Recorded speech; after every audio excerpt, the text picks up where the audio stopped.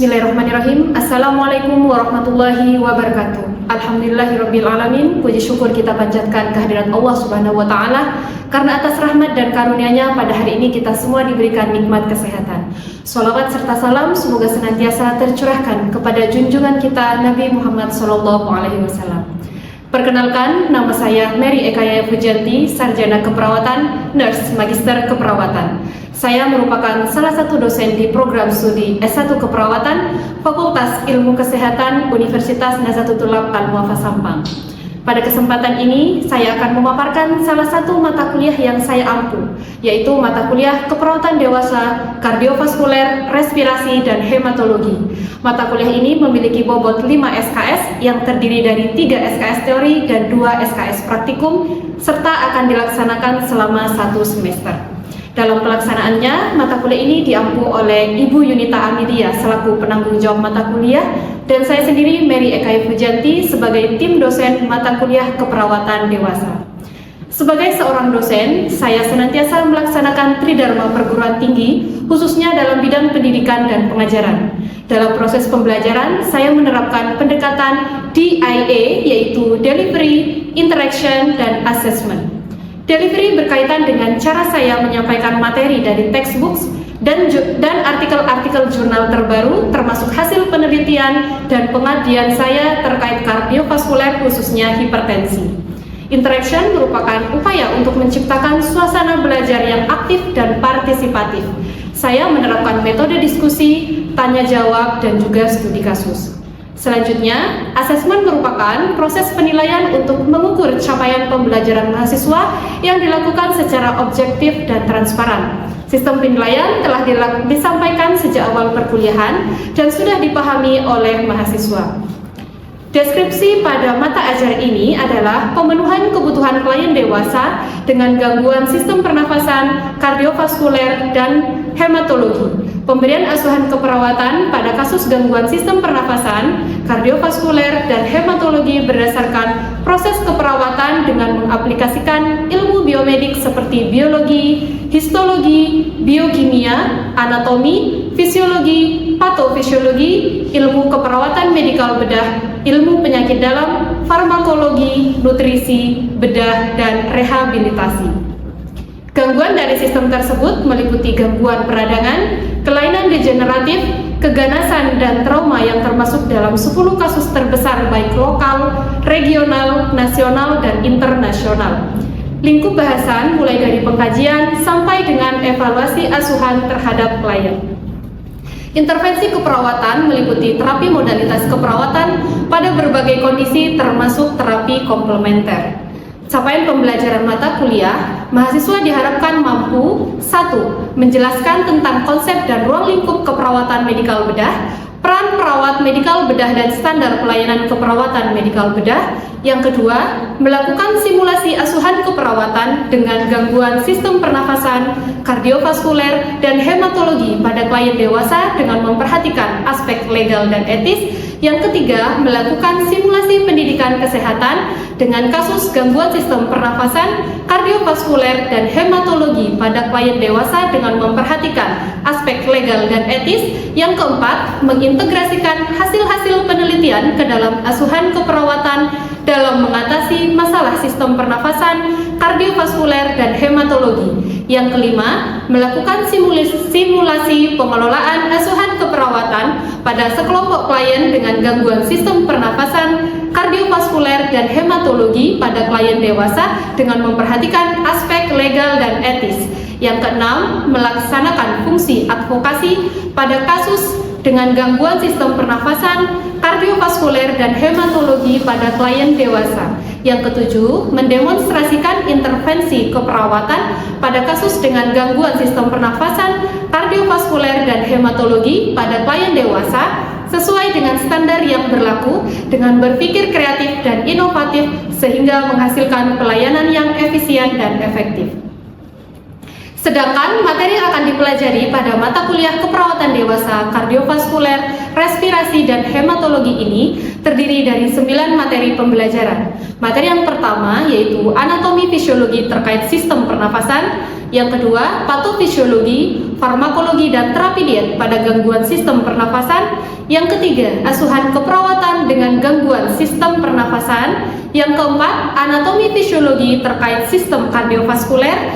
Yang kelima, patofisiologi, farmakologi dan terapi diet pada gangguan sistem kardiovaskuler. Yang keenam, asuhan keperawatan dengan gangguan sistem kardiovaskuler. Yang ketujuh, anatomi fisiologi terkait sistem hematologi. Kedelapan, patofisiologi, farmakologi dan terapi diet pada gangguan sistem hematologi. Yang kesembilan, asuhan keperawatan dengan gangguan sistem hematologi. Selanjutnya kita masuk pada aspek interaction.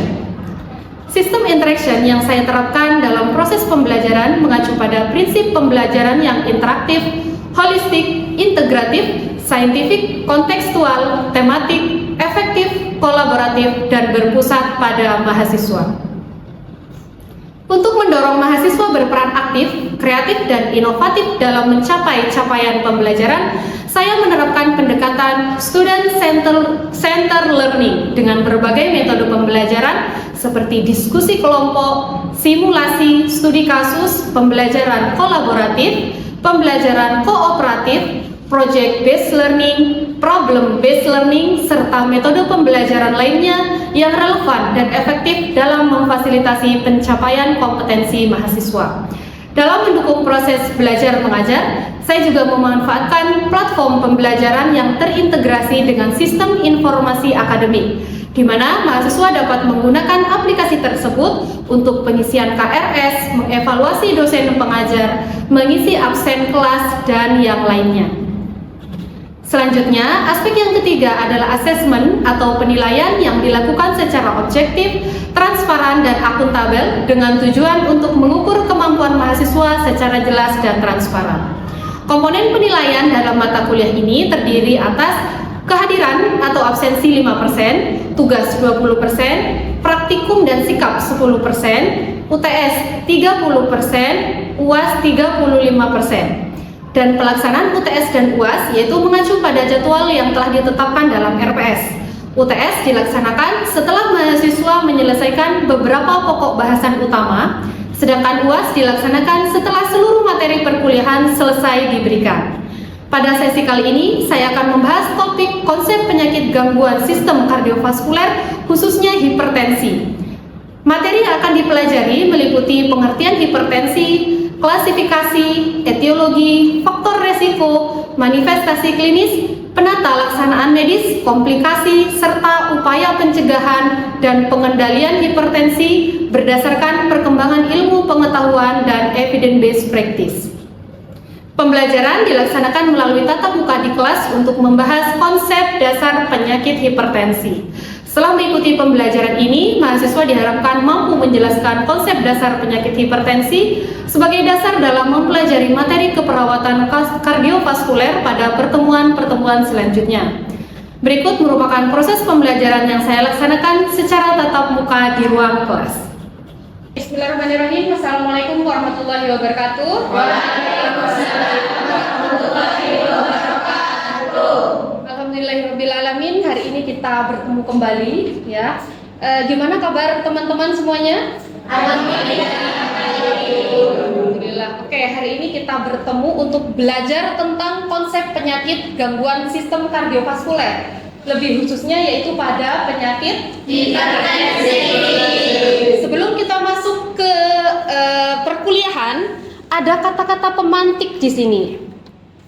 Nah, untuk menggugah semangat para teman-teman semuanya, yaitu jangan pernah berhenti belajar karena setiap hari adalah kesempatan baru untuk menjadi lebih baik. Setuju? Setuju. Oke, kita review dulu materi yang sebelumnya. Materi sebelumnya yaitu kita membahas tentang anatomi fisiologinya terkait penyakit hipertensi. Coba saya tanya, anatomi fisiologi pada penyakit hipertensi yaitu membahas tentang sistem apa? Ya? Anatomi fisiologi itu membahas tentang sistem kardiovaskuler, jantung dan pembuluh darah, di mana jantung berfungsi untuk memompa darah ke seluruh tubuh. Oke, betul sekali. Jadi, jika kita berbicara tentang tentang hipertensi, maka anatomi fisiologi yang kita pelajari yaitu tentang jantung dan pembuluh darah, di mana jantung berfungsi sebagai pemompa darah ke seluruh tubuh. Oke, nah sekarang apa itu hipertensi? Coba saya ingin dengar pendapat dari teman-teman. Silakan. Hipertensi adalah kondisi saat tekanan darah meningkat terhadap dinding arteri secara konsisten di atas batas normal. Di atas batas normal. Peningkatan tekanan darah di atas batas normal. Ada yang mau berpendapat lagi? Oke, silakan.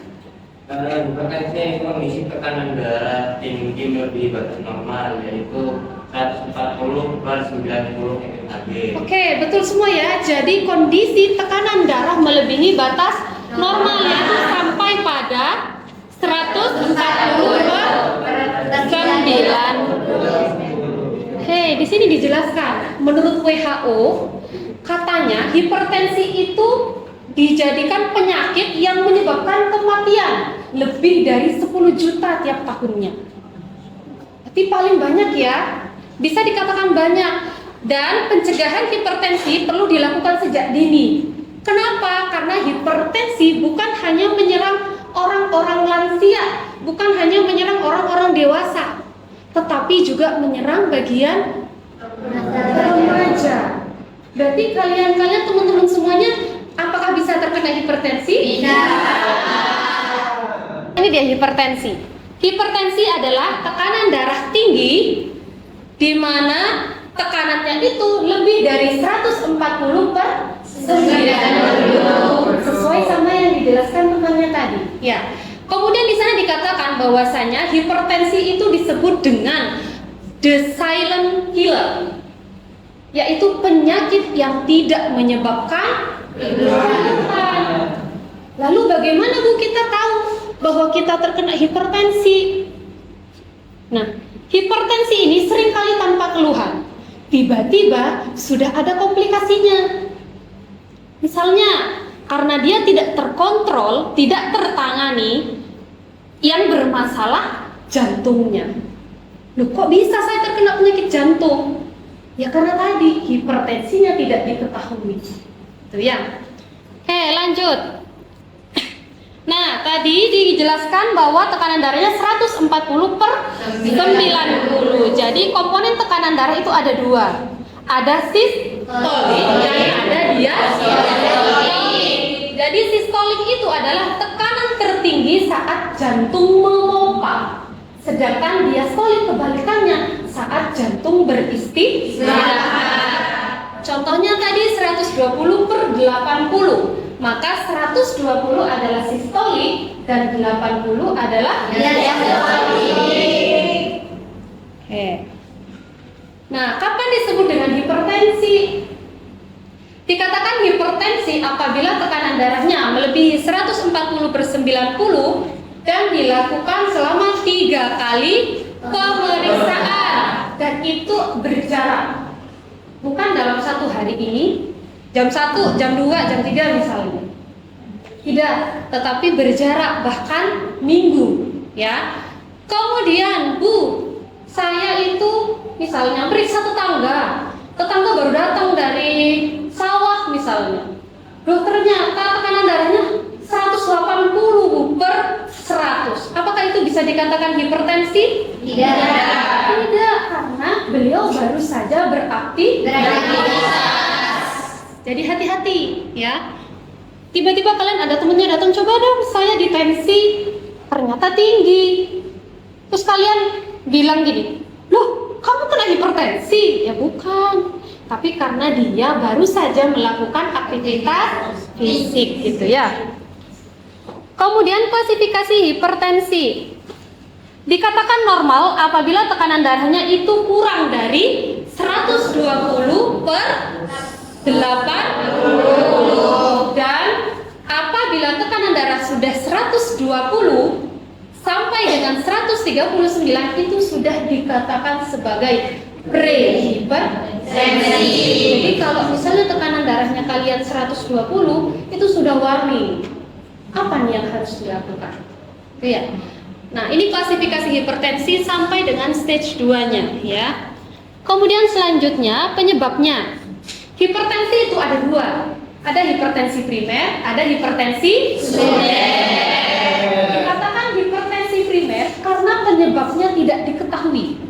Dan ini menjadi kasus paling banyak yang ditemukan, kurang lebih sekitar 90%. Sedangkan hipertensi sekunder itu disebabkan oleh penyakit lain. Maksudnya bagaimana, Bu? Misalnya, orang ini punya kelainan ginjal. Nah, karena penyakit ginjal inilah yang mengakibatkan dia juga mengalami hipertensi. Oke. Nah, dia faktor resiko hipertensi. Faktor resiko hipertensi itu ada dua. Ada faktor resiko yang dapat dimodifikasi dan tidak dapat dimodifikasi. Nah, salah satu contohnya yang tidak dapat dimodifikasi itu ada umur atau usia. Saya mau kalian berpendapat, kira-kira kenapa ya usia itu menjadi faktor resiko yang tidak dapat dimodifikasi? Karena tekanan darah cenderung meningkat seiring bertambahnya usia ini.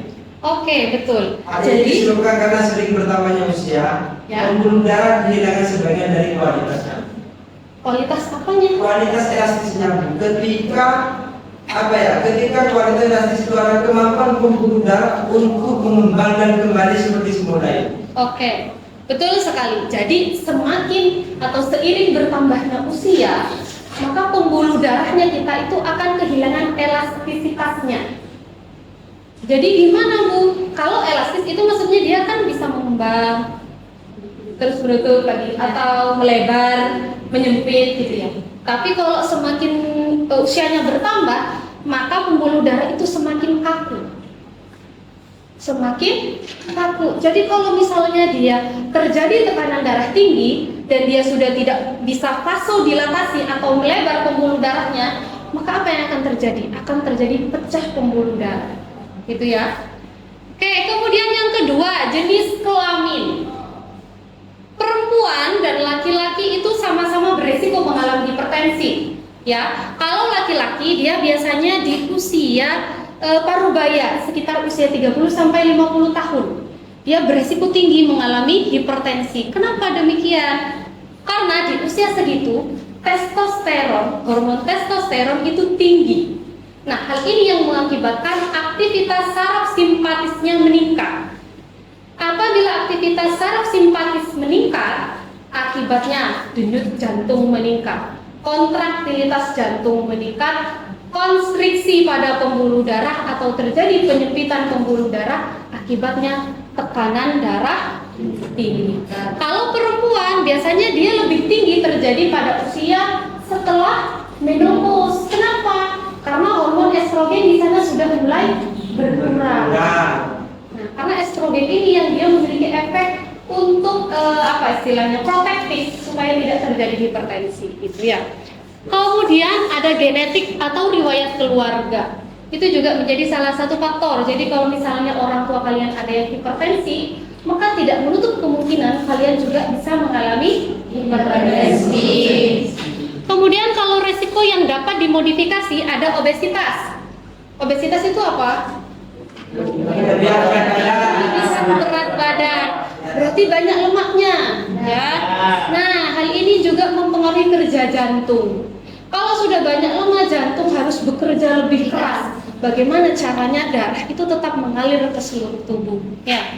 Kemudian merokok. Merokok ternyata juga beresiko nih mengalami hipertensi. Kenapa? Dalam merokok itu ada nikotin. Nikotin ini dapat menyebabkan konstriksi pada pembuluh darah. Konstriksi itu menyempit. Akibatnya apa ya? Itu juga bisa mengalami tekanan darah tinggi. Kemudian kurang aktivitas fisik, ini efeknya bisa ke obesitas. Ya, makan saja terus, tapi tidak mau aktivitas.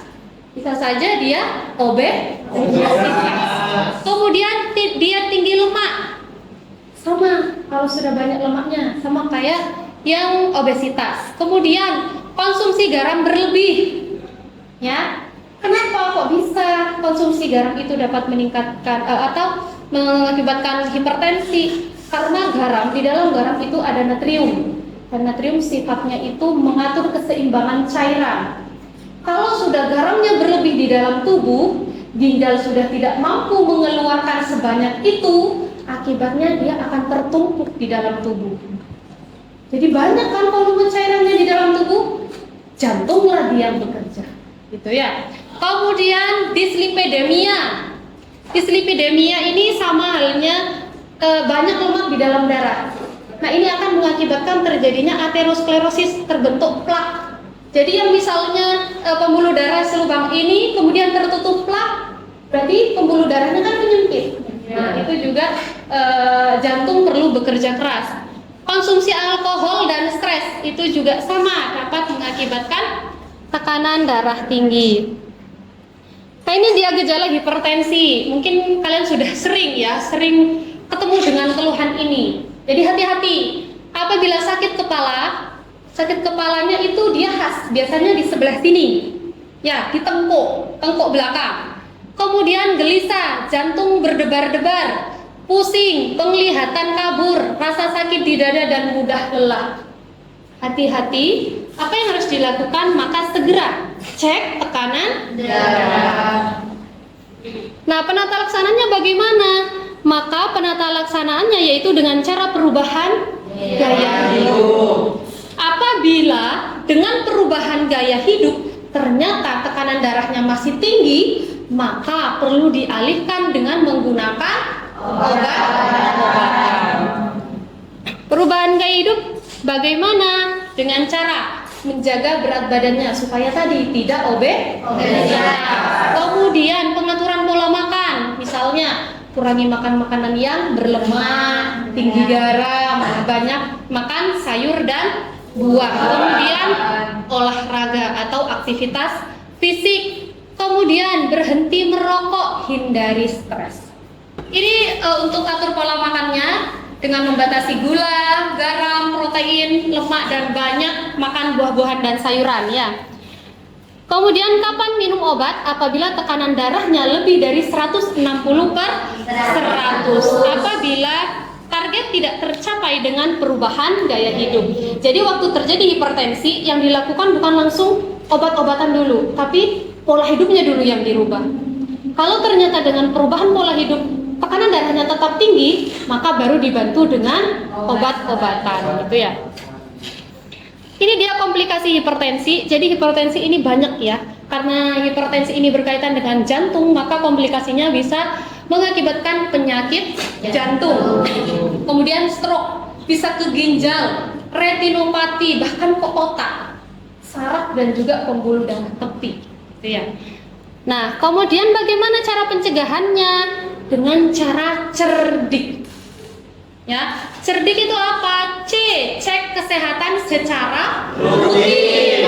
E-nya enyahkan asap rokok. R-nya rajin aktivitas fisik. D, diet seimbang. I, istirahat yang cukup. Dan K, kelola stres. Kemudian bagaimana cara pengendaliannya? Yaitu dengan patuh. P-nya periksa kesehatan secara rutin dan ikuti anjuran dokter. Kemudian A-nya atasi penyakit dengan pengobatan yang tepat dan teratur. T yaitu tetap diet dengan gizi seimbang.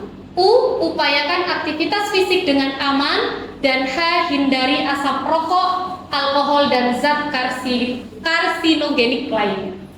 Oke, sudah dijelaskan materinya. Kemudian dari yang saya jelaskan, coba saya ingin bertanya, ya. Tadi saya sudah menjelaskan terkait faktor resiko, ya, faktor resiko penyakit hipertensi. Coba siapa yang bisa menjelaskan apa saja faktor resiko penyakit hipertensi? Ya, silakan. Untuk faktor risiko itu ada dua ibu, ada Ya. yang dapat dimodifikasi dan yang tidak dapat dimodifikasi. Untuk yang tidak dapat dimodifikasi itu faktor usia, Betul. genetik, dan jenis kelamin. Oke. Untuk yang dapat dimodifikasi itu ada obesitas, merokok, diet tinggi lemak, terus kurang aktivitas fisik, Ya. stres, dan konsumsi alkohol. Oke, betul ya. Jadi jawabannya lengkap ya. Kemudian satu lagi pertanyaan. Cara mencegah hipertensi yang tadi ada singkatannya. Siapa yang bisa jawab? Oke, silakan. Tadi itu disingkat dengan cerdik. Cerdik, oke.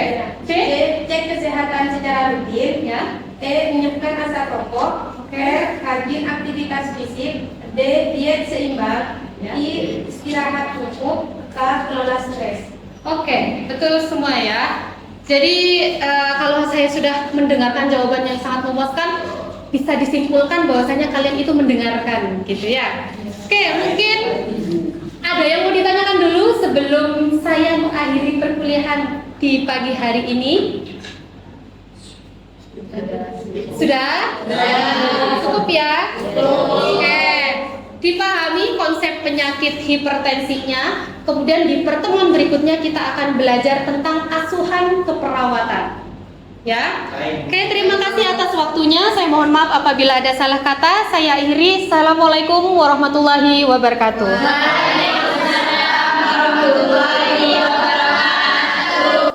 Sekian pemaparan dari saya terkait dengan penjelasan RPS dan video pembelajaran di kelas. Kurang lebihnya saya mohon maaf. Wassalamualaikum warahmatullahi wabarakatuh.